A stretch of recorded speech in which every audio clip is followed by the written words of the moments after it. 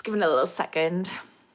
So my name's Ashley and I'm an addictions therapist. I've also overcame addiction and I'm a counsellor therapist for mental health and specialise in trauma and addiction. I've also dealt with people who struggled with addiction, so I'm just got a little spot online where I'm going to chat and answer some questions if anyone's needing any support. I'm on a little bit late at the night, so sorry about that. So I know there's a few little regulars who come on. So tonight's topic, I'm going to be talking about how to deal with the initial stages of your recovery. So one of the things when you're dealing with addiction is we don't really know how to get through that first few stages. That first few weeks just feels horrendous. And I think it's really important that if we're going to stop, that we have a security blanket, that we connect, that we create loads of little pockets of security around us. So that might look like telling people who you care about that I'm not going to be feeling great and I need you to be patient with us, but also I need you to be on hand. So rally the troops, get people on board who can support you. But also think about what are your triggers, because in them early stages it's going to be especially hard to overcome them because your dopamine receptors are going to be recalibrating, which means you're going to be feeling pretty rubbish. So trying to tackle triggers at this time is going to be really difficult. So that might look like getting rid of the actual things itself, whatever it is that you're addicted to, just making sure you don't have access to it, but also thinking about what are the situations and environments that you would usually engage in the addictive behavior. So for example, if it's alcohol, you might want to not go to places or hang around with people for a few weeks who drink alcohol. It might be worth saying no to those social events. If there's birthdays or whatever, just say I'm going to be sitting this one out. Thinking about like recovery is first, and it takes a little while before you can get to a point where actually I can start introducing triggers and start to do it in a controlled way. So that might look like, okay, I'm just going to seclude myself and I'm going to detox and do that for the 3 weeks until you start to feel a little bit better in mood. And then deciding, okay, one of the things that I really feel triggered at, for example, for me, when I had your drug addiction, I knew if I drank alcohol, I knew that that's not going to be safe. So I had to wait a certain amount of time. I think it was about 3 months. But I waited 3 months and then I had a drink with somebody who I knew didn't take drugs. So there was no chance that I was going to end up relapsing. And I was very open and honest with my friend about this.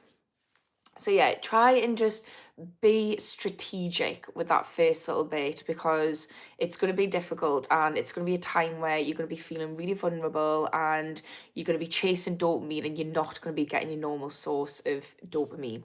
It's not as simple as a source of dopamine, but you get the picture. Hi, just seeing who's came on. Hello, Aya and Yostik Yos? I don't know how you say that. Hello, anyways. What was Kennedy saying, what was my drug of choice?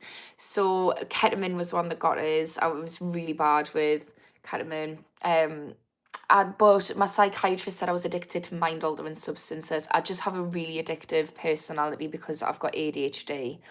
So for me, trying to I'm at dopamine deficit, so I'm constantly seeking something. But yeah. But ketamine was the one that was really hard. And I think alcohol has been something that I've not had an addiction to, but it's something that kind of seeps it. So I've got certain addictive behaviours or things that I do that when I'm feeling rubbish about myself, I tend to do more. So I need to like check myself before I wreck myself on certain things. But I've recently stopped drinking as well. Just so even on social things, I just thought it's not worth it. Hello. Kennedy, Ket is heavy stuff, cocaine myself. Yeah, I had a stint with cocaine. It was like alcohol and cocaine. So for people who don't know, to have like for alcohol and cocaine make a compound called cocoethanol, and that's like chemically addictive. So for me, it was every time I had a drink, I wanted cocaine, and I had a drink quite a lot. So it was I'd say at least 4 times a week, and it was just absolutely devastating. Just not being able to sleep, how rough I felt. So then I actually stopped doing cocaine, but then I fell into ket not long after. But yeah, I think anything that you get into, anything that's your drug of choice is heavy stuff, to be honest. I'm high right now. So is it something you wanting to stop then, Kennedy, or is it just something that you enjoy? Because I think it's really important to distinguish the fact that for some people, if it's not a problem, it's recreational, and that's fine. Yes, that cocktail is very dangerous. Yeah, I was like, I didn't really feel like I had an addiction to cocaine, but it was every time I had a drink. That was like as soon as a drink hit my lips. Yeah, I want to stop. Yeah, it's one of those. So, Kennedy, if you want, what I'm doing is I'm doing a free online addiction group, and I think there's like 1 or 2 spots left, so you're welcome to join if you want. And I'm also doing one-to-one phone calls, so if that's support that you'd want, I'm absolutely like okay to offer you that, because I am an addictions therapist, by the way. I'm also a counsellor, so if anybody's got any questions about addiction or mental health, please do ask, because I feel like they're both two sides of the same coin. But yeah, Kennedy, if that's something that you want support with, absolutely will help you. No, I'm not single. I'm not here to be single and ready to mingle. But no, I'm not. Hi Nadia, how are you? Yeah, so in the beginning, I was talking about science care. I don't know what that says, sorry. But thank you for sending words. Thank you for commenting. It's all really helpful. I recognise photo and science. So I don't know if you want the science of photos, but discovery. Well, I don't know what you're saying. I think he's in love with you, Scott. Thank you. I don't know what to say. I'm off the market, guys. If anyone's got any questions about mental health or addiction, though, feel free to ask. But anyways, so in the beginning, hi, the Hopkins family. So at the beginning, I was talking about what to do in the early stages of recovery. So speaking about triggers, and it's important that when I said that when you introduce triggers, so first of all, if you just joined, stay away from triggers, like detox, keep yourself away from things and situations where you would usually engage in the addictive behavior, whether that's drugs, alcohol, porn, gambling, whatever it is, just detox and let people know. Accountability is really good, even if it's just going to an AA meeting or something. It doesn't need to be the people that you know, it just needs to be some people who know. And then introduce the triggers, so the things where you're most likely to do whatever the addictive behavior or substance is. Remove that and then slowly introduce them intentionally and in controlled spaces. So with people who know that what you're doing, or do it when you know you've got a meeting that night, whatever it is, just try and get some control. And what this does is it allows you to feel more in control of the addiction, as opposed to feeling like the addiction's in control of you. And make sure you praise yourself. Hi, you're pretty. I'm good luck. I'm out. Good luck with sobriety. No problem, Kennedy. Good luck with everything. Remember the heat wave in London? 50 India versus so much. I don't remember the heat wave in London. I'm from Newcastle, so I don't really keep track of the weather down south. I just know it's better than ours. Why are you asking though, Scott? So yeah, introduce the triggers with intention. Another thing to do in those early stages of recovery is remember that you're going to be at a dopamine deficit. So you're going to be struggling to just feel happy, because dopamine is all about, it just brings us joy and pleasure, and it's actually the hormone that drives us towards pleasure. So have some things that you really enjoy doing planned. So that might be taking a nice little trip somewhere. It might be spending time with people who you care about. Maybe binge watching a series you like. If you enjoy kind of fitness or anything like that, do that. If you enjoy cooking, and these are just examples, but like have some ideas planned of things you're going to do. So just try and have something that you enjoy, like things to do ready, things that can give you that dopamine. Hi, Psychedelic. Nice to see you again. How are you doing? I'm a little bit tired. It's school holidays, so it's been quite long. I've painted and decorated upstairs, so I'm a bit tired, and I'm also still a bit ill. So what's that come up? Oh, sorry. I'm fine. How are you? I'm all right. Yeah, just powering through. We've got a couple of more days of school holidays, but it's been really lovely. We've got I'm going to show you. So this, we've got a tent in our sitting room. We've been camping. My son's currently asleep there, bless him. So yeah, just enjoying the school holidays. Also, I've got an allotment, so this is like a huge win for me and my mental health. I've never done gardening before, but I've got an allotment, so yeah.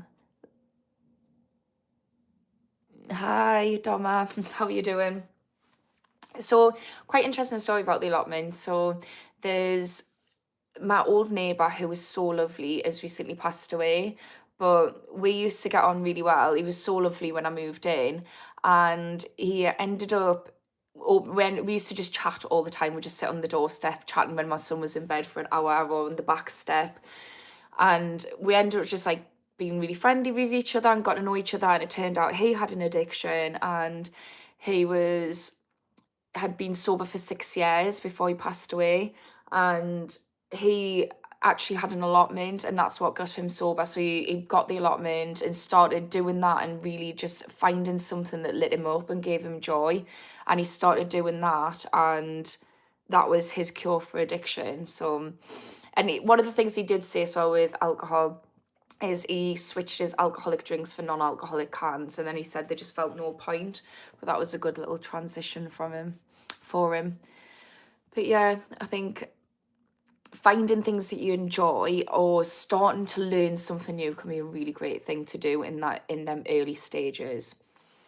You're from Scotland. Oh, I've never met a Scottish person that I don't think is class. How are you doing, Scott? Yeah. So has anyone got any questions about addiction or mental health? So I'm lagging a little bit tonight, so I thought I'm just going to pop on for a little bit tonight. But if anyone's got any questions, I'm happy to answer. If not, I'm just nattering on about me allotment and stuff. But yeah, it's really nice. So I'm taking my son down. So what is really sad though is it was my neighbour, he was the chairman, so the one who I said had an addiction. He managed to get himself sober. He loved his allotment and then ended up becoming the chairman of the allotments, and he put me on the list to get one. He said I would really enjoy it. And unfortunately, he said that usually you only get an allotment when someone passed away, and so bittersweet. But I ended up getting an allotment because my neighbour passed away, which was so sad. So it's been so bittersweet. But I'm enjoying just going in there, and it's quite a mess, so having to sort it out. But my son's been helping us day read, etc. So it's been quite nice. Yeah. Well, I noticed nobody's asking any questions, and I've been feeling quite tired, really not well the last week, well, the last couple of weeks. So I thought I'd just pop on for a little bit. And I've shown my face. I'm going to make it a short one tonight, but I'm going to be back on Friday, and hopefully I'm going to be full of energy. And yeah, thank you for your positive words. Thanks, Sen. I appreciate that. It's been short but sweet. But anyways, I hope you have a lovely night. And if you are wanting to jump on Friday, I'll be back and hopefully bring a bit more energy. But anyways, take care. I don't have any questions right now. I'm on a good path. The cravings are getting weaker and the overstimulation is decreasing. My brain is slowly calming down. Love that psychedelic. Psychedelic, are you the one who you said that with your neighbour? Is that right? It was a struggle because your neighbour is a trigger point. I feel like it was. Yeah.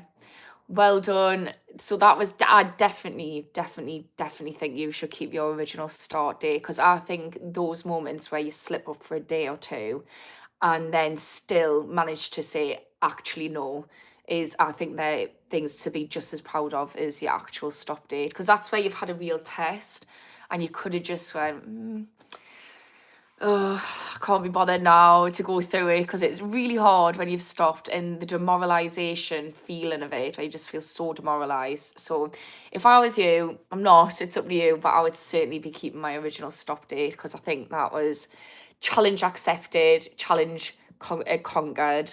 So yeah, but I'm buzzing for you that you've still managed to stick to it and that the cravings are getting weaker. That's ideal. What about substitute prescriptions? Yeah, so I think that, well, I just spoke about this with my neighbour. So he struggled with alcoholism and he used non-alcoholic drinks. And I know it's not the same thing, but I think if there's something that we can do to get us from A to B and we're struggling as it is to get from A to B, I don't think there's anything wrong with that. I actually knew that I had ADHD just before I got sober, and I'd found out, and really struggled to stop. Like, I'd relapse so many times, like so many people do. But I ended up thinking, like, right, I'm gonna pay for a private diagnosis. So I did that. I was pretty confident that I had it. And I reduced down to that point, and I thought this is going to be my stop date, because if I do have it, they're going to be giving us ADHD meds, which are going to give us dopamine, the same thing that ketamine was doing, which was my drug of choice. So I ended up doing that, and I was on ADHD medication for about a year. So that for me was a little bit like a prescription medication to help. I know people who you can have ones for alcohol, which are particularly helpful, especially if you're doing other things. But I do think the most important thing is loving yourself. Like, that is the best medicine you can have. And if you need to have other medicines to help you, I don't think there's anything wrong with that. I really don't. But it's an individual choice, and it's not something I would advocate for or go against. I think it's very much up to you and your recovery. But I think there's no shame in it as well, I want to say. And the girl who I do a podcast with, she used methadone to get off heroin, and she did that successfully, and she got off a methadone, and she's honestly one of the most inspirational people, and she's living her very best life. Okay, let's see what people are saying. I'm glad you're asking questions, by the way, because I thought I don't have the energy to start nattering on about stuff I normally monologue for a bit. Which country in? Andy, I'm in England, northeast Newcastle. I know someone from Norfolk though. Thank you, Trav. Hi, Jamaran. Jamaran, I don't know what you're saying, but I noticed it said it's India, so hello to India. Hi, my girl. Hi, Midnight Vulgar. Oh, I'm sure I recognise your name. Do I recognise my girl? I feel like you've been on here as well, my girl. Chris Fontaine. Hello, how are you doing? Hi, Serena. Oh, thanks for everyone to say hi. That's canny. But yeah, I think prescription drugs can be helpful. Psychedelic, you said substances are everywhere. Yeah, they are. They really are. One of the first things that I learned, because I've studied addiction a lot, and one of the first things I learned in my first degree was something called normalization theory, and it was just saying that we need to accept that drugs are a normal rite of passage. Everybody does alcohol and drugs. It's just, there's very few people who haven't tried them, and I'm not saying there's nobody, but I'm talking about the younger generations, like millennials, Gen Zs. The majority have tried them, and if they've not tried them, they've certainly been around people who try them. So yeah, they are everywhere, and it's really hard to say no. I do believe that I was lucky because one of my addictions was ketamine, and one of the things that I could do, talking about triggers in the beginning, was remove myself from people who did ketamine. It's not like alcohol where it's just everywhere. And although I don't have an alcohol addiction, I have found that difficult about stopping drinking alcohol, is that I'm just having to power through when it's in front of us, and I'm having to think about it in beforehand, like, how am I going to tackle this? And I'm constantly getting like little questions. Oh, should I just have one drink? That little voice, and like, no, because it's in a social situation when you associate a drug with certain people or something you're doing, it's instantly a trigger. So yeah, and Yeah, substances are everywhere. Like you say, psychedelic, your next door neighbour, that's a similar situation to what you're going through and absolutely smashing it. Right, let's see what people are saying. Green Aline, hello, nice to see you too. I nearly went before as well. I've said people need to ask us questions if you need us to stay tonight. Say hello. Only Aloquist, greetings from Germany. How is the migration situation in England? I don't know. I don't follow the news. I really don't. I find it really depressing. Just, I find it so depressing. I'm so sensitive, and I just think anything to do with how the country's being run, the state of the world is just so depressing, and it's all out of my control. And I realise that keeping up and stuff like that is I'm totally powerless in the situation. I can't do anything. So the only thing that I can do is just protect my peace and try and be the best version of myself so that I can show up in the world and hopefully spread a little bit of joy and light. And I realised I can't do that if I'm constantly getting spammed with negativity that I've got zero control over. So yeah, I don't know the migration situation. Have you ever been to Biker at Newcastle? I heard it's Smack City. It was right at the top where I used to live. So I used to live somewhere called Chillingham Road, and at the top of Chillingham Road, you go right, and Biker's there. So yeah, it was quite rough. Do you know where it was worse? I went to university in Middlesbrough, and it's I think the 6th worst borough in the UK for heroin, and it was terrible. You can really see, and the same with Biker, you can really see the links between like heavy hard drug addiction, so like heroin and crack cocaine, and problematic drug addiction, so not recreational drug use, but like problematic addiction and socioeconomically deprived areas. So I've witnessed 2 places which are really poor areas which have really high drug and alcohol addiction rates and tend to be with more harder substances as well. But that's not speaking for everybody who lives in these places. But yeah, it's really hard to watch because you can tell that if the quality of life was better, and then addiction wouldn't be as prevalent. And all the literature and research points to that as well, that there's links between socioeconomic deprivation and addiction. Right, let's see what people are saying. Hi, darling. That's somebody saying that to me. Hello. It's not normal for me to call people darling. Right, big. Have you ever been to oh, I've already answered that, yeah. Mr. Boombastic telephone testic. Oh my god, that's a blast from the past. It's all the universe experiences self and hopefully learning substances collide. Yeah, I feel like that. I don't like to think about it too much because it freaks us out. It really does. Like, what are we? So weird. Oh, I don't. My brain is as well. It's like too eccentric. It cannot deal with thinking about the meaning of life. But yeah, that's kind of the conclusion I've drawn. My girl. First time I'm on morphine, and now my doctor is taking me off, but I'm struggling from the pain after all my operation I've had done to me. Oh, no, I was going to say you were the person who said about substances, but you're not. Wait there. Right, let's read that again because I was thinking you were somebody else. First time I'm on morphine, and now my doctor is taking me off, but I'm struggling from the pain after my operation I've had done to me. Oh, I'm really sorry to hear that, my girl. That's an absolute nightmare. I feel like I've seen you on here. Did you have issues with addiction in the past, or is it just that you comment on it because it's prescription drugs, really? But yeah, they did that to me. I was on, it wasn't morphine, it was on codeine, but I had a tear, like a 3rd degree tear when I had given birth. And they put us on codeine and they took us off the codeine, and I was saying I'm in pain. And like I never take medication. Like I can't remember the last time I took paracetamol, but it must have been years ago. But it was a 3rd degree tear from like front to back on the inside, so it was really bad. And they kept saying like, oh, you why do you want codeine? And they were making us feel really weird about it.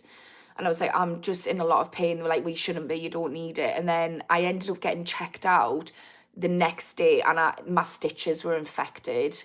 So it was just like, yeah, I was in legit pain, guys. Cheers, GP, consultant, whoever it was. Anyways, I don't know why I'm moaning about that. Just trying to relate. It's me little new spicy brain. Where someone tells a story, then I'll tell a similar story just to relate. Oh, God. Max is cool. Hi. Hi, cool Max. Psychedelic. I've got a problem. I know the main dealer in town, and sometimes I get it for free. Saying no is really hard. Let's see, because I feel like it's continuing. So I moved in another city, but it's the same. I'm like a magnet for dealers. Yeah, I get that. I do. And it is really hard because I think it's one of those things where it is a test and it is really hard, but it's like every time you win that test, you're gonna feel great about yourself. Like every time you get that little win under your belt, and it's just about engaging your long-term part of the brain. So I know you might get like a free thing from a dealer, that's great, like in that moment, but it's not going to feel great when you feel rubbish about yourself, which you have been in that cycle. So it's just about engaging the long-term part of your brain, your prefrontal cortex. I've said this before, psychedelics, so I don't want to be boring you, but just for people who are listening who are struggling with this, is when you're thinking about things rationally, you're using the part of your brain which is responsible for impulse control. So every time you have that little thought, just think, yeah, that's great. But imagine how much greater I'm going to feel when I get through this and the next day, and when you've got that win under your belt. Because you start to build up a sense of feeling smug. And I'm sure you've already felt that, psychedelic, because you've already done 2 months. So, and you've also picked yourself up again. So I hope you're feeling really great about that. I think one of the things is, though, it is really hard when you know dealers, and I had friends who were dealers as well when I was in getting over my addiction, and I just had to be so boundaried, and they were really weird with it. As like one particular person was, where they were actually like making it about them. So I'd said that basically, I'm really sorry, but I can't see you for the next week or two. I just need some time because I'm getting over this addiction. And that's how we knew each other. And I said, like, I still want to speak to you, but just it's going to have to be on the phone. And they took that really personally, saying that wasn't fair to them. And I was like, I just had to be so boundaried. And then I did spend time with them, but I was very clear that like that ketamine cannot come in the house. That you're welcome to come over, but no ket. And then they broke that boundary, and I had to just remove them from my life. And this person's so lovely. I've got absolutely nothing bad to say about this person, but I just had to think, like, yeah, they are my friend. It is my friend, and there was other friends as well. They are my friends, but right now they're not helpful friends for us, and I've got to. It's like, am I going to value myself or other people more? And I'm not saying cut your friends out, but boundaries is probably needed, and if they're good friends, they'll respect the boundaries. So somebody said something in between. Oh, it was Maxi Cool. So, oh no, sorry, Robin. MMT for 20 years here and quite happy. What's MMT? Robin. Still have payday treats. What's MMT? How old are you? I'm 36. I look a bit older. I'm ill. So like I'm like I feel like withered about 10 years and like aged a decade just of being poorly. Chris Fontaine. I love drinking. I could drink a bottle of bourbon every night. I have to take pregabalin and codeine now, so don't drink much at all. I've found that these prescription drugs have replaced alcohol. Are they replaced them in a good way? Like, would you say that's a positive, or do you mean they've replaced them and you struggle with them? Because I know that some people do struggle with pregabalin and codeine addictions, but also some people have prescribed them. So I don't know the context of that. Hi, Joey. Mr. Boombasket, it's to live, be at play, be kind, mindful, and content. I'm going to have to go back and see what you're talking about. Mr. Boombastic. Oh, yeah. Mr. Boombastic's Mr. Spiritual Boombastic over there. Love it. Right, let's see. I've lost the thing. It's to live, be at play, be kind, mindful, and content. Yeah, that is like literally, like, I agree, that is the purpose of it all. It's just the why. The why, the what, the hows. I just need to not think about that. Right, Robin, do you think we should bring back Wollston's British system? I know people in the 70s still PXD diamorphine since the 1970s. I don't know about this. I'm going to write that down and have a little look. I like you, Robin. You're very, you ask us quite cool questions, which, like, speak me love language, and then you also, like, say things that I've not heard of. You get us thinking. Right, Wollston's. Have you seen this, by the way? This is, like, my whiteboard. That is not my work. Although it feels like it could be at the moment. That is my 4-year-old. Every chance he gets. Right, Wollston's British system. I will go away and geek out learning about whatever that is. And then if you're back on, I'll come back to you. So I'll drink to that. Time to get loaded. Total boy. Time to get a life, I would say. Come on. Say something nice. Add some positivity in the group. Oh, hello there. Hi, Conrad. How are you doing? Are you single? I'm not single, no. I'm not single. My girl, first time on this channel. My family is addicted to all types of drink and drugs, and my 3 sisters and 1 brother, and I also think my mum is too. My problem is about worrying about being on these prescription drugs. I think one of the things with addiction, my girl, is the problem with addiction, my experience, and I imagine is other people's experience, is nobody goes into using whatever the addictive behavior is thinking they're going to have an addiction. And it's one of these kind of moments that you have where you're like, oh, actually I've been doing this like quite frequently, I need to stop. Or actually I realize I'm in like quite a bad cycle or pattern of this. Or you just start to note, oh, maybe it's creeping in a bit more, like, oh, I'm wanting that, when realistically I shouldn't be wanting that, like on a school night, or I'm having a drink in the morning. So you have this like moment of realization where you're like, oh, hang on a minute. And then you think, I need to knock that on the head. And it's this kind of naivety where you think, yeah, I'm just going to stop. And then it gets to a point, and this is certainly my experience. Please, if other people have experienced different, do let us know. But then you get to a point where you're like, oh, hang on a minute, this needs to stop, but I can't. And then you realize, oh, this is a problem. And it's not just a problem, it's a very big fucking problem, because now I'm trying to stop multiple times and I can't. And I know that I feel like I'm letting myself down. Maybe I'm letting other people down. So the fact that you're so conscious about it, I think is a good thing. I think just keeping like a close eye. There's something called the 60-40 rule. I know prescription drugs is different. But if anyone's listening and they're worried about addiction, and if you listen on replay, please comment and let us know, because I'll get a notification. So I will still reply.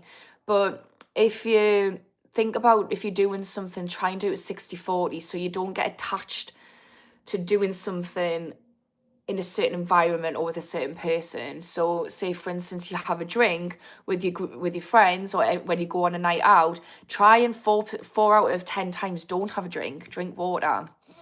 Or if you take recreational drugs, again, sorry, 6 out of the 6 out of the 10, no, 4, it's 4, I'm trying to remember because this was something I taught. I think it's 4 out of 10. 4 out of the 10 times don't do it. So you're just trying to make sure that you're staggering times you do and you don't, so your brain doesn't get used to the fact that every time I do this, I do that. But with prescription drugs, I think it's just about being mindful and being aware of the likelihood of, like, are you likely to be addicted to these things, because it can happen, especially with codeine. I know a few people who've had addictions to that, but I think the key thing here, my girl, is that you're being conscious about it. And I think that's really great. And that's probably something that your family didn't have, that conscious awareness, until it was too late. Doing great in Alaska. as a first person I've had from Alaska on here. I'm glad you're doing great. Robin, meth maintenance. All right, okay. So Robin, I'm gonna go back and see what you were saying. So,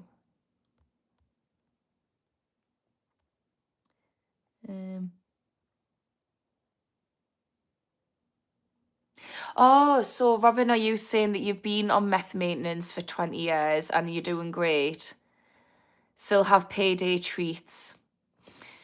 Gotta have payday treats, don't you? Well, you don't have to, but yeah. I still have little treats every now and again. Psychedelic. I don't want to spend too much time with my family. They drink too much and regularly, and they can't go without it. They also know that I had a problem with it.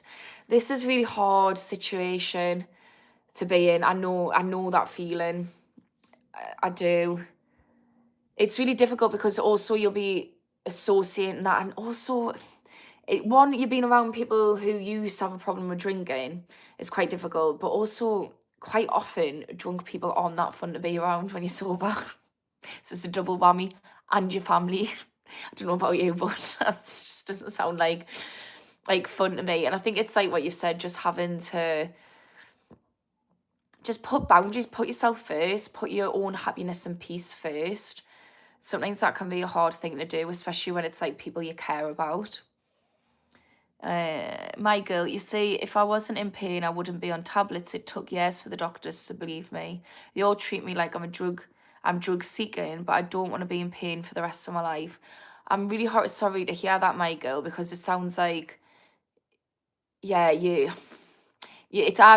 so this is where my dad always says this, assumption is the mother of all fuck ups. I was assuming it was just a short term thing. Is it something that's more long term than that you're dealing with? It's really hard for us to comment on that, my girl, because the issue is I don't ever want to say something that I don't know about. So like on this channel I try and talk about things that I've learned through my experience and through like my over a decade of studying addiction for like and counselling. So, and I don't know much about medical side of stuff about drugs and prescription drugs. All I know is that I've like looked into holistic ways to manage my long-term disorder that I've got, which is through, fasting, eating well, gut microbiome, all these different things. And I just researched the hell out of it, and it might be worth doing that. But obviously, I'm not here to tell you what to do. But if you've got a fear with prescription medications, and also there's this kind of jarring thing going on between you and the healthcare professionals, and if they're talking about morphine and stuff, I understand that. It might be worth looking into, okay, I know that I'm in pain now. If you know why you're in pain, like what can you do to support yourself holistically? But I know that that might be something you've already done, and I don't want to insult you. And also, this is just something I've learned personally for myself, not something I'm trained in. So yeah, sorry that was a bit not that helpful, probably. I'm in. Hi, Wesley. How are you doing? You're in what?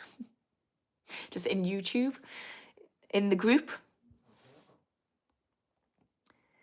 Oh, I am really tired. You had me at addiction. What's going on with you? Oh. So I'm all right. I'm actually an addictions counsellor, but I've overcome addiction myself.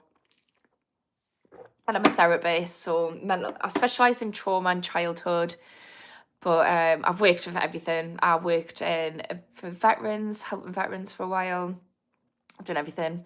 And yeah, I'm just helping people out. So if anybody's got any struggles with mental health or addiction, do ask me questions. But yeah. Oh, Janelle, Palm, hello, you're back. You keep coming in at the end or sending comments saying that you hadn't make it. Oh, nice to see you though, Janelle. Hey, I've gone down on my methadone twice now. We go every 2 weeks to pay in a cup and pick up 2 weeks worth of methadone and our other meds. So I went from 100 to 95 last time, now down to 90. Well done, Janelle. That is unreal. And honestly, I really feel for you because my best friend did that. And I watched her struggle, and she was so brave, and honestly so courageous, but like it's every 2 weeks, isn't it? You've got to really go through it. But I just watched her martyr through, and honestly, I was like so proud of her. So yeah, a big up to Janelle, everybody who was doing that, because it's not for the faint-hearted, but just doing it anyways and just smashing it. How are you feeling, Janelle, anyways? How's it going for you? How are you finding it? Third stone. The only way I found out of addiction is through Jesus. Turn to him with your whole heart and give yourself and flesh to him, and he will satisfy your needs. There's so many people who have a similar story. And there's the reason I looked into this. So I actually am spiritual. So yeah, I think if you're not spiritual and you're not religious, I think the way to access the same thing that Third Stone and myself and actually my friend who I've just spoke about how we managed to get sober, if you're not spiritual, is to just try and love yourself and love others, because I think regardless whether what your belief is, I think it's all under this idea that was part of something bigger than ourselves, which I always say can be faith in humanity. So try and connect with other people. And part of that is that it just naturally brings a lot of joy to your life. And the neuroscience backs it up. But also just living a life that you're proud of and that's purposeful. And I think religion and spirituality offers that, but I think you can access that regardless. So yeah, I'm not diminishing what you're saying, Third Stone, but just for people who are just struggling, I do think that is helpful. Chris Fontaine, my girl, doctors were the same with me, still are really. I'm sorry to hear that you was struggling with that. It's really hard when you've got something and you just. I mean, I've been to seen a psychiatrist, so I've been told that I'm not allowed to work. It's not ethical for us to work, and as a therapist, I have to be ethical.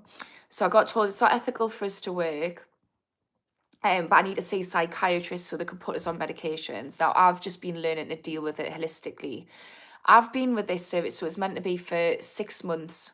A 6 month, what do you call it?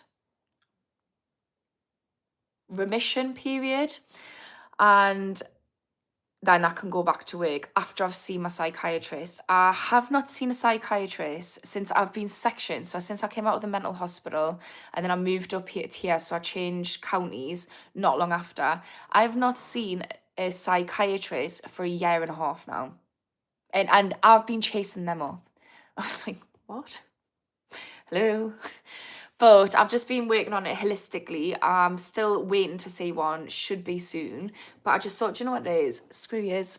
I've tried to work, I'm trying to get back to it. Yous are just not giving us the right healthcare that I need. So I'm just gonna spend this time trying to do something I love. So I've started doing YouTube.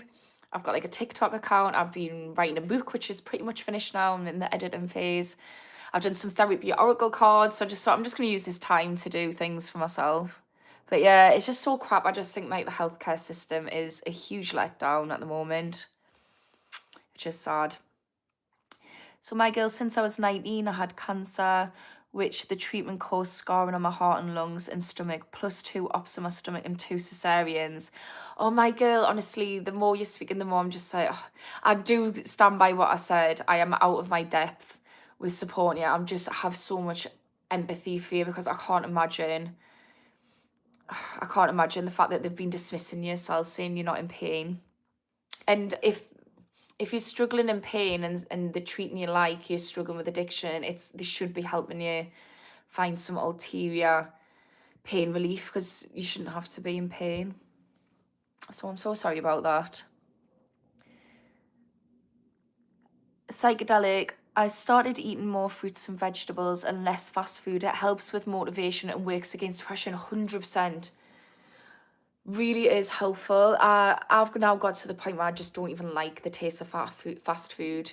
I sometimes have it on a weekend, actually, when I say this, like spend time with this lad, I'm saying it, and it sends my stomach west every single time. Like, it does it to both of us, because we're both quite healthy eaters. And then we're just like lazy and just end up getting food. And then all we're doing is just complaining about how much pain we're in. Like, because my stomach's not used to like putting crap into it. It really does help with mood, though. You're right. And there's a lot of studies, like if you look at the your gut microbiome, they think that that's responsible for depression more so than our brains and as much as traumas. And if you look at like the gut brain link, and yeah, it's just there's so much research that says that it does affect depression and mood. And I'm not saying that trauma isn't responsible as well, but I think if you're going to deal with one, deal with the other as well. And I think the thing about eating habits is it's something that you can make little incremental changes in and see progress and then praise yourself for, which is again great in itself, because if you're on a trajectory of self-improvement, you're going to feel good about yourself. It's going to boost self-esteem. And on top of that, you're just going to slowly but surely see your mood improve. You're going to see the impact of it. And it's not something where you've got to unpack this or you've got to wait for a therapist. You can literally just start making changes. And a great way to help you on this is just look into specialists, like either research if you read, or I just love watching Diary of a CEO and Dr. Huberman, like the Huberman Lab, even Joe Rogan, but just when they've got specialists in. Zoe is really good. They have their own podcast, which is all about the microbiome, and they have like loads of really cool elite specialists in the world. So you're learning off the best of the best, and we've got it at our fingertips. Like, it is crazy. We have got the like experts at our fingertips to help us on our journey. Janelle, woot woot. Oh, smashing. Thank you. I'm mostly tired of the upset belly and having to go to town every 2 weeks. Oh, I know. Honestly, if there is ever a depiction of a slog, of like an absolute ball ache, and oh my God, honestly, that is it. Like, what you were going through is, honestly, you should be so proud of yourself, Janelle. But there's going to be a version of you who is going to look back and be like, I'm so, so glad that you did that. And like, my friend is such living proof. She says you could not pay me to go back to heroin. She hates the smell of it. She just loves her life so much. And I think it's because she's earned that. Every drop she did, which she earned the lush life that she's living, and just things started falling into place and life just started getting better and better for her. So yeah, keep at it, Janelle. You're doing fucking amazing. I don't know if I'm allowed to swear. I'm sure I asked this the other day. I'm allowed to swear on YouTube, guys? Addiction is like screaming at your mother in Walmart because she refused to buy your pack of Lay's.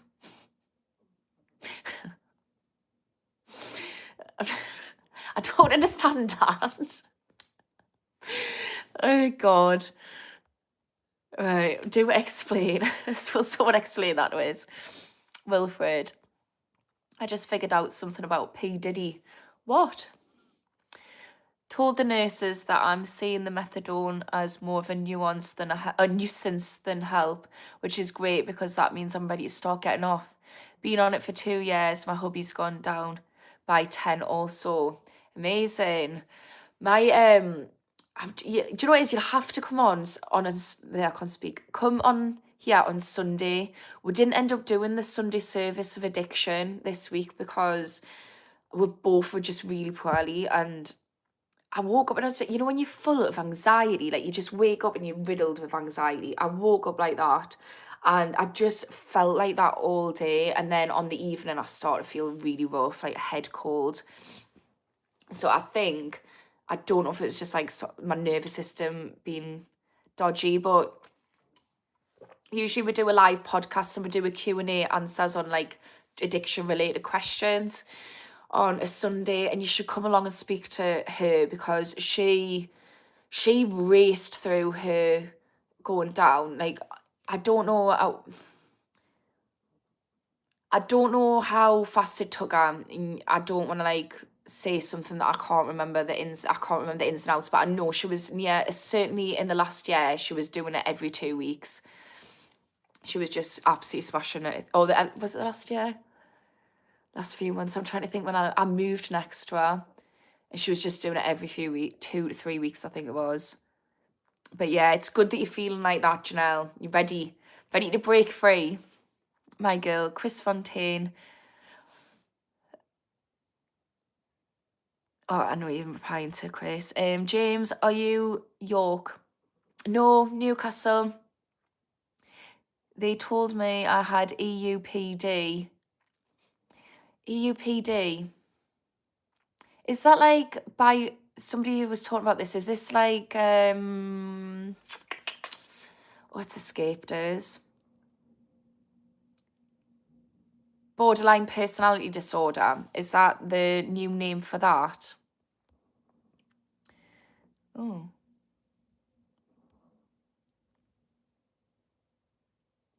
Janelle, he's 140, 130 now, but has had more issues than me.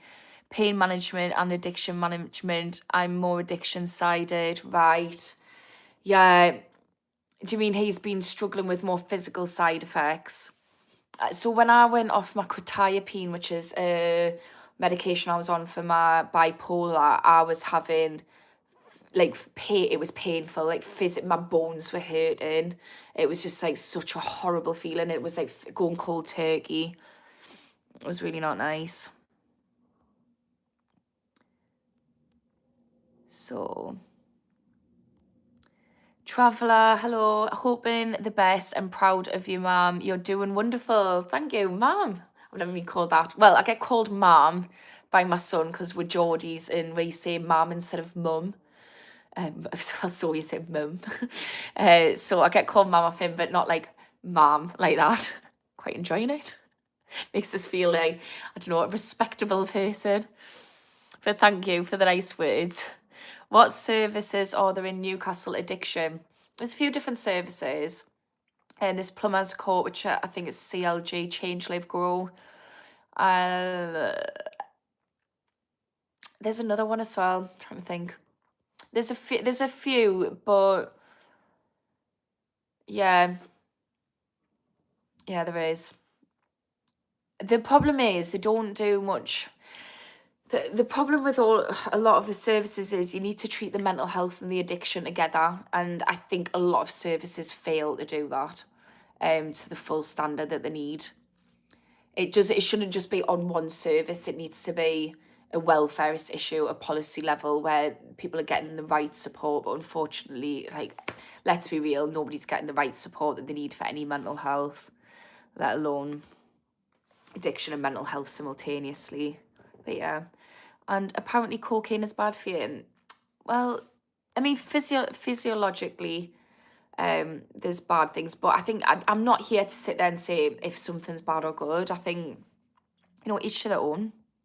I know plenty of people who've used cocaine recreationally and they've had some of the best times of their life and they enjoy the youth on it and they're fine. And then I know some people who've got themselves into a hell of a lot of trouble, like serious trouble, like kidnapped and loads of different things. And it's really not been a good time and not been favourable memories. So, yeah. Have you ever had a pet cat? I used to have a cat called Eric when I was a kid. So it was the same time when Eric Cantona smacked the spokesman. And we had a dog and this cat came in. It was a stray cat and we fed it. And my dog went up and sniffed it and just like smacked him across the nose. So it got called Eric after Eric Cantona. Janelle, but I'm not rushing it. I haven't felt any anxiety or mental health issues or anything like that the last 2 weeks. So that's encouraging. That's so encouraging, Janelle. And I think it's just like doing it. Do you know what it is? You saying I'm not rushing it, or if somebody was going to say, I think for my friend, she did it really fast. But I think the key thing is, say, you being in control, you turning around and saying, I'm going to do this on my terms, because when we've got an addiction, it's very much not on our terms. We don't feel in control. Like this whole, it's a choice, and screw off. No, it's not. It's a very difficult choice. It is a choice, not an easy one. Come on, let's be real. And I think having a sense of control in a situation, which is like pace and how you're going to do things and what you're going to replace the addiction with, it's all getting back this sense of control over it, over the addiction, and this is really empowering. And yeah, I think that's brilliant. I think the main thing is that you seem positive and you're powering through and you're doing something that your future self is going to be so grateful and proud of. Wesley, from what you've said, you're right up my street, England.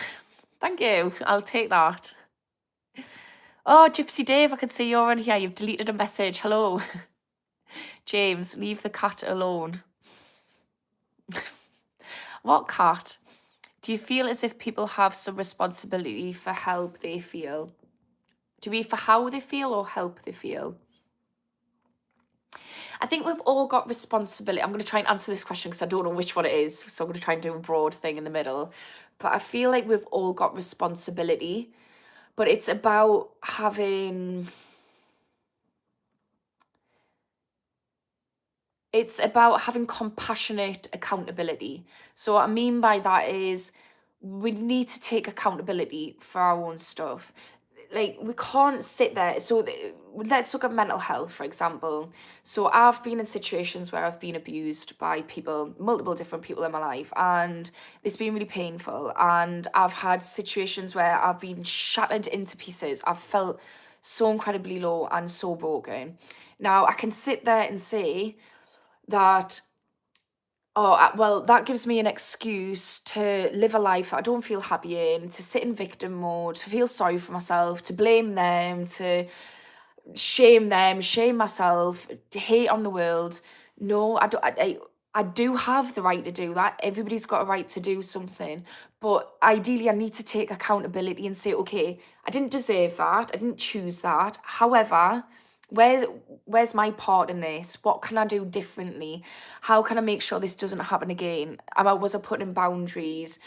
Was I allowing people into my life which aren't aligned and healthy for us? All these different things. What was I doing to them? Was the things I was doing which wasn't great?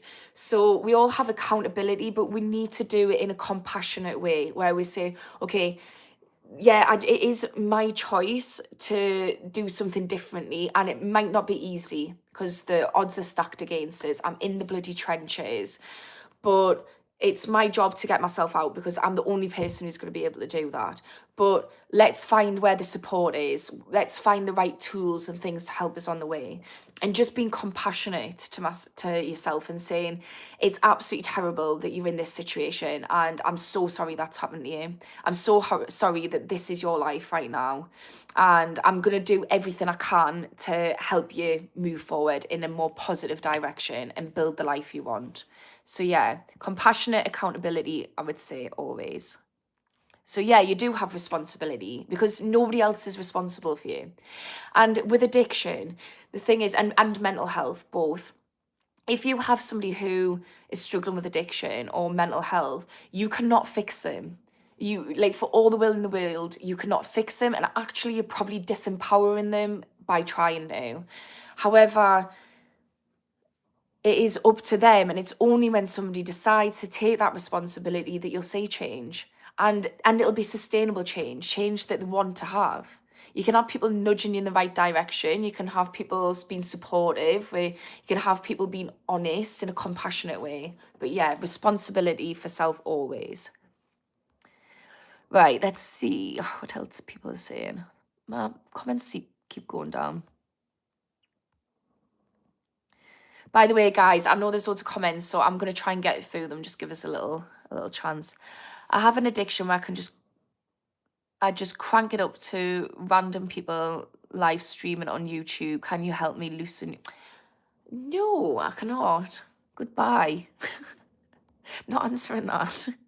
Thank you, Wade. Oh, James, get some hemorrhoid cream. James is asking if anyone knows how to treat piles. He's suffering over there. Captain Tech, raw. I don't know if that's a compliment. I'm not down with the lingo. I think raw is. I'm going to take it as one either way. Red, hello. Thank you for whoever's sending us likes, by the way. Yeah, if anybody could like and subscribe, that is the best, easiest way to support us, and I would massively appreciate it. My girl, at 28, they offered me a possible cure. They tried to do a camera through my belly button, but they found it was the worst case of scarring they'd ever seen.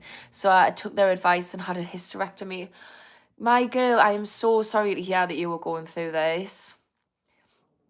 I'm so sorry to hear that. And then also when the gaslighting, you're saying you're not in pain, it must have been awful. Captain Tech, you need a hand. Hand with what, Captain? Gypsy, I've just seen my eye. Well, Ashley Pet, I finally got your comment. I knew you were there though, because I could see deleted messages. I'm good. How are you, Pet? Right, my girl. I was the worst thing ever. I was now in the most pain. Couldn't use my core without any help. I just appreciate that I couldn't talk. To stop bottling up and feel like I'm here. Yeah, talking is always the way forward. Talking and being compassionate to yourself, I think that is just super important. Dave, I'm glad you're wading through these messages. I massively appreciate that because I can't be arsed with all this. I mean, I'm getting like more comments than usual. I can't be arsed with absolute utter nonsense. Hi, someone's called us Rapunzel.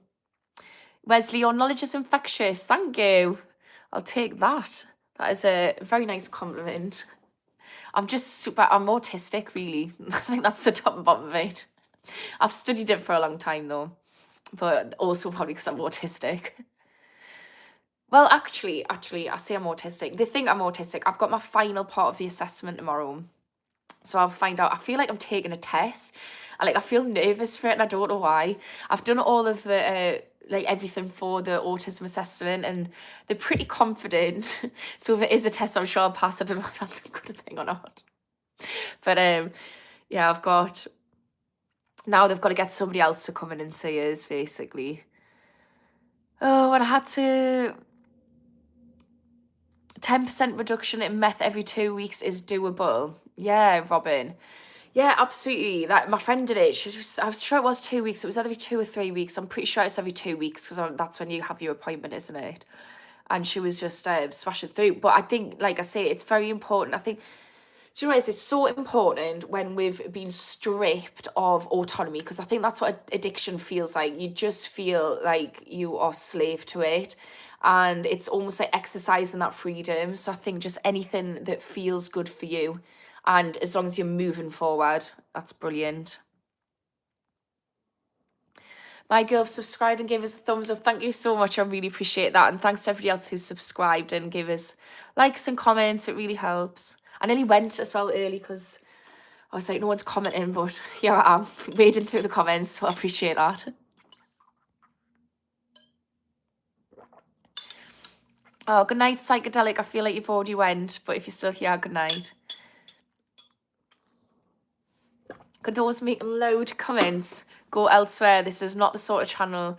Be respectful of the channel host. Thanks. Oh, thank you. I really appreciate that. Yeah, I am just trying to offer out free therapeutic and addiction advice. So it would be helpful if people would just like go and spam someone else.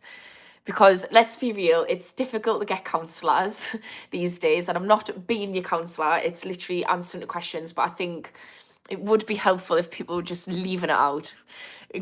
Going and putting that elsewhere, please. Is there such a thing as addictive personality? Absolutely. We all have addictive personalities because the thing we're addicted to is dopamine, which is the neurochemical which is responsible for reward and pursuit. So it's like pursuing towards things which feel rewarding and pleasurable. So it's the dopamine that we're addicted to. Obviously, there's some things where we're chemically addicted to as well, which is benzocaines, alcohol, and heroin.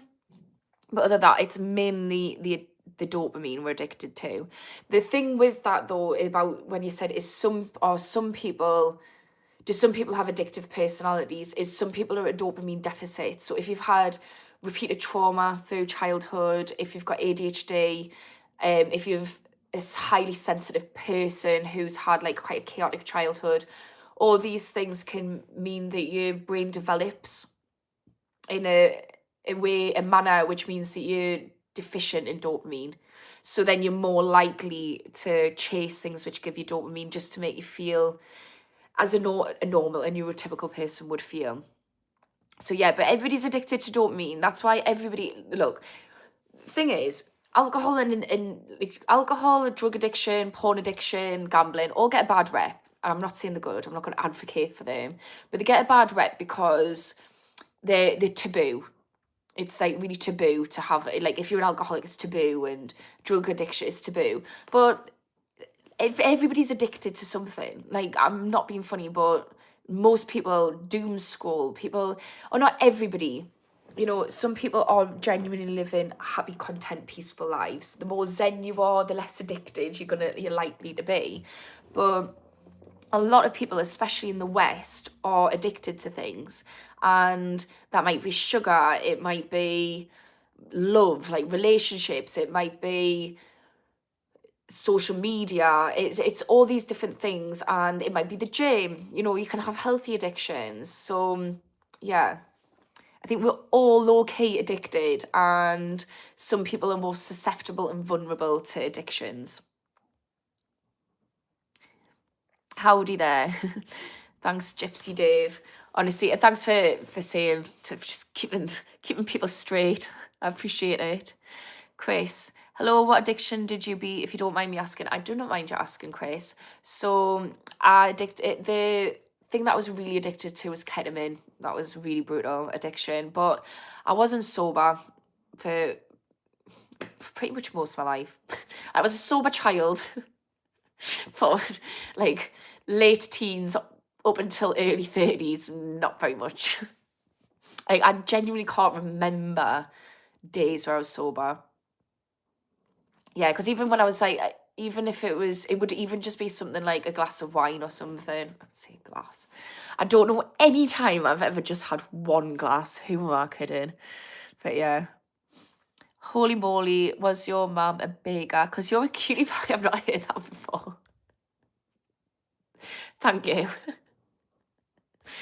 Oh God, I love a good dad joke or just cheesy trying to flight. Good talking about this stuff. Thank you. Yeah, I think we need to. I do. I like the way people chat as well, and in the comments I always have people opening up as well, which is good. Just needs to be spoken about. Let's get real about this stuff. I gotta log off, my phone's dying. I want to make cinnamon rolls, the things we do as sober folk. I really feel you. Enjoy your afternoon, you're so right. I feel like I've learned to control. Right, good night. I don't know if you've went, Janelle, but bye. And Trev, oh, thanks whoever's liking us, send us little party hats. I appreciate that. And if anyone's new on, if you wouldn't mind subscribing, that would be so helpful. Do you have trust in Christ? I don't say be hockey. I don't. I'm not religious. My grandpa was a vicar, so I've got respect for it, but I just don't agree with a lot of the stuff from the Bible.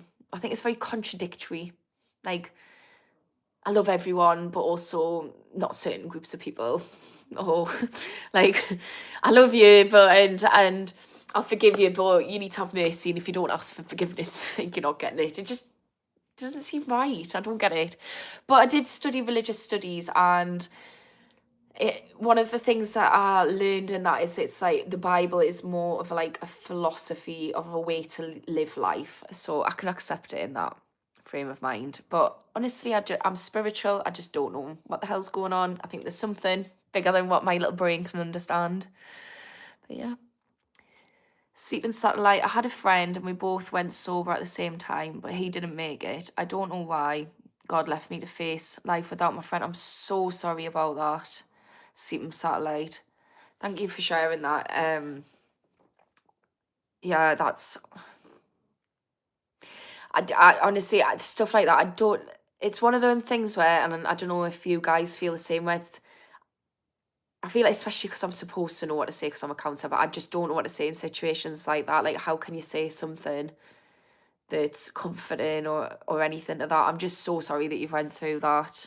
I couldn't imagine losing my best friend because she's my absolute rock. Well, I've got two best friends, and they're both my absolute rocks. So yeah, I'm really sorry about that. Christ can get you through anything. He's always here for you, no matter what happens or what you're going through, you know. He knows. If you think the world is against you, it's not just you, it's you and him. That's how I feel. I don't really identify like I'm spiritual, but I just don't know what it is. And I don't think I'm supposed to know. I think, I don't know, for me, I just feel like there's something bigger. So I just think about the universe, the big you. There's something going on. I don't know. There's so many different theories about it, isn't there? Good evening and welcome everyone to School of Addiction channel. Please be respectful for your comments. Yes, I definitely back what Dave's saying. Thank you. Hey. Have a good afternoon, everyone. To anyone wondering, we do sober up. Don't be scared to ask for help. I wouldn't be sober if I didn't realise that I had to get some help. Yeah, such good advice.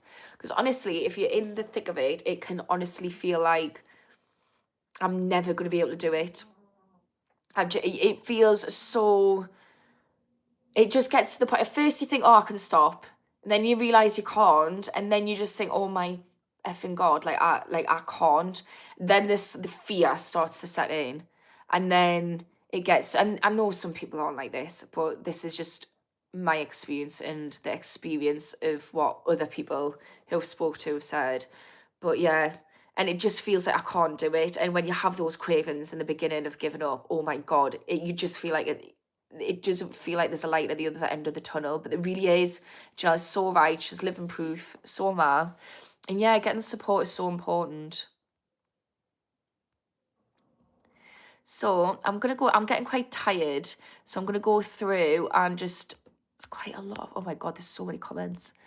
Oh guys, I need to get some kind of system so that I can answer all these comments, because I get to a point where I'm like super tired and then I feel bad that I'm leaving people out.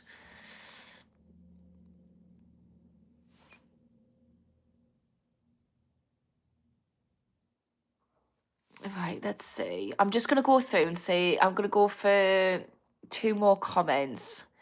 But yeah, I don't know how to tackle this because I want to answer all of yours. Oh, thank you.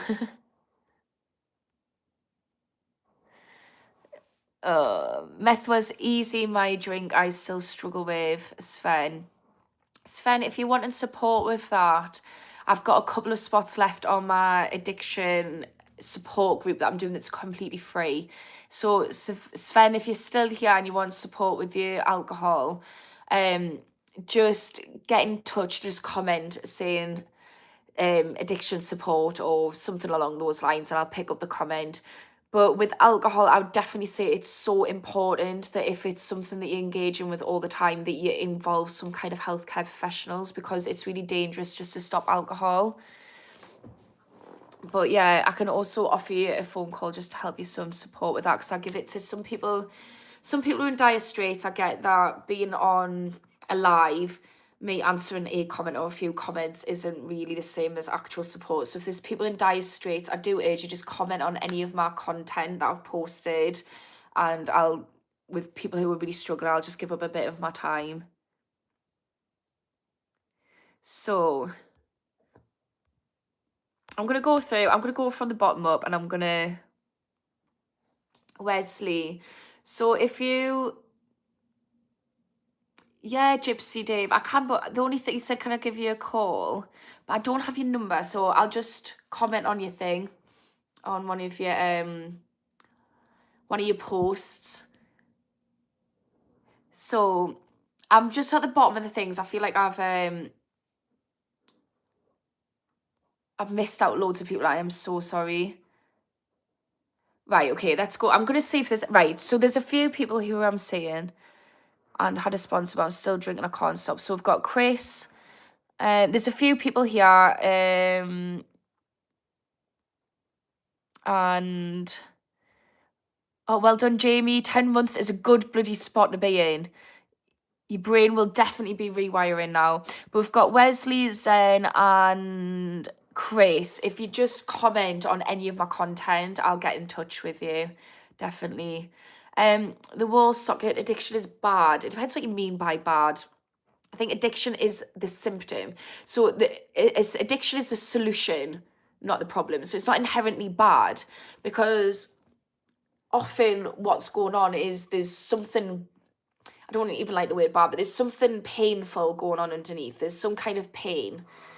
some kind of emotional wounding, or some kind of mental health disorder which hasn't been diagnosed, or both, or feeling cut off from society, or just heartbreak of some sort.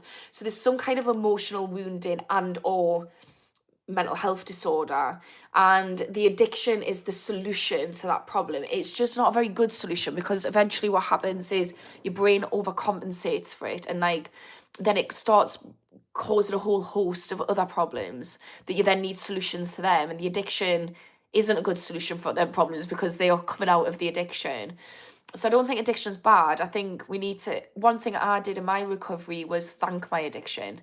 And I'm so grateful that I had that, because I'd been going through a lot, and it was the best way I knew how to deal with what life had thrown at us. So when I started looking at it like that, I was able to think, okay, it is a solution, but there's better solutions out there, and I just need to find them. And that was a hard process, like a really long, hard process of finding the right solutions. But I did it, and I'm so bloody glad.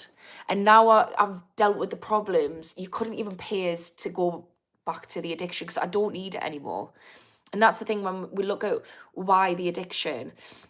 And I'm going to leave this on the final note to end the session on. But when we think about recovery and what can we do and how can we make that jump, one question to ask yourself is, what purpose is this addiction serving? So for me, for ketamine, it just numbed my brain. It allowed us to talk about quite painful things in a very detached way. It made us feel very spiritual. It was a very spiritual drug, and by that I just didn't feel alone. And I felt so alone and misunderstood that I just didn't anymore. And it just dumbed us down. It just turned the lights down on life and made it more manageable. And if you look at it like that, then you start to think, okay, well, how can I achieve them things in a different way? And I looked at healing the trauma with therapists and doing somatic healing and all different things. I looked at learning to love myself. I looked at not having to manage my life, but actually create a life that didn't feel like something that I had to gruel through. So yeah. Anyways, I'm going to leave it there. It's been lovely speaking to you. Dave, I'll comment on your thing now. And yeah, like I say, if anybody wants support, just comment on any of my content. I get a notification. If I miss the notification, which I have, sometimes I just send us another one, spammers. It will come through eventually. But I've missed 2 people's and I felt quite bad for that. But generally, most people, I've seen them. I'm also going to be live again on Friday. I usually do Monday, Wednesday, Friday, morning and evening at 10 a.m. and 9 p.m. GMT time. But I'm not doing that at the moment because it's school holidays and it's school of addiction, and I'm a single mother, so I'm not available. So I'm just doing evenings. So I will see you on Friday. But have a lush night, guys, and I'll see you soon. Bye.